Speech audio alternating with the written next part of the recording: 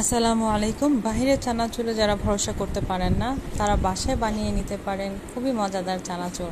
1 cup বেসন, half চা চামচ হলুদ গুঁড়ো, হাফ চা চামচ মরিচ গুঁড়ো, হাফ চা চামচ লবণ দিয়ে মোটামুটি একটা মানের ডো করে নিতে হবে আপনাকে। একটু লিকুইডি টাইপের, খুব শক্তও হবে না খুব পাতলাও হবে না, এমন একটি ডো করবেন যেন পাইপিং ব্যাগে ঢুকেলে খুব ইজিলি আপনি দেখতেই পাচ্ছেন আমার পাইপ থেকে চানাচুরগুলো খুব সুন্দরভাবে পড়ছে। পেঁয়াজ খুব সুন্দরভাবে লাল করে ভাজতে হবে যেন মুচমুচে হয়। খুব তাড়াহুড়ো করা যাবে না, তাহলে কিন্তু মুচমুচে হবে না, বেসনের ভেতরটা নরম থেকে যাবে। এই তো আমার সবগুলো ভাজা হয়ে গিয়েছে। এখন আমি এগুলোতে পেঁয়াজ, কাঁচামরিচ, চিড়ে ভাজা মিক্সড করে আমার পছন্দ মতো চানাচুর মাখা বানিয়ে নিচ্ছি। আপনি অবশ্যই ট্রাই করবেন, ট্রাই করে জানাবেন কেমন হয়েছে। আল্লাহ হাফেজ, ভালো থাকুন, সুস্থ থাকুন।